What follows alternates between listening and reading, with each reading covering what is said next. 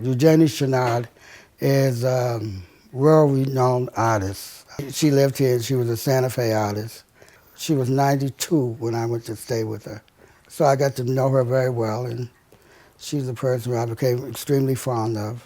Well, I wanted to make a documentary about her because she has a very interesting life and a woman who accomplished a great deal over a span of life. The Museum of New Mexico own everything of hers. Of course, a lot of her stuff is in the Smithsonian Institute. They have quite a bit of her materials, too. She was just so fascinated with nature and life and art. She loved birds. Every morning she would get up and she had a tree in her yard, and she would put bird seeds around there twice a day, and she'd lay on the porch and watch them. If a fly or anything get inside the screen, called the screen porch, she would grab it and take it out and throw it out and say, let it have its life. That was one of her favorites. You know, she could catch them right away.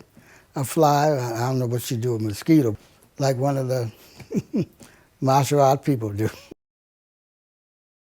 Her great-grandfather was one of the signers of the Declaration of Independence. Her father wrote the history of Westchester County in New York. And she was a very sickly child. And she said that she used to eat grapes every day off the grape arbor, and that's all she would eat, and that's what saved her life. Her famous other words was, "Grape saves my life."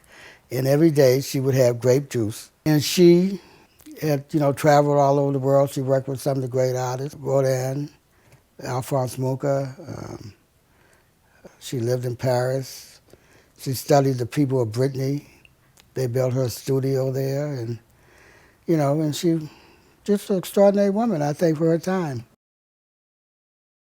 She was great friends with quite a few Indian chiefs in the area when she first moved there. And they said she used to ride out on a horse every morning on Hickok Street, which is now Paseo del Peralta. And some parts it's still called Hickok Street. And it was like the wilderness somewhat. And she would just ride on her horse every morning. And she went to the reservation. And she has statues of some of the Indian chiefs that she did. That's in the museum. She was a great friend of Maria Martinez, the great potterer who did the black pottery. They were very, very close friends. She told me when I first came to live with her that if I leave her, she was going to die. She was not going to live if I left her. So I didn't know I was leaving her, but 2 weeks before I was ready to leave her, she got very ill. And she had to go to the hospital. And they said she would never leave the hospital. And then during that week, I got a call from home that I had to come home as soon as possible because my mother and father both were ill. So I left within 24 hours to go back to Boston. She would always say, there's no greater artist in the world than God. He's the greatest of all. No one can do a tree like God. No one can make the sky be like God did.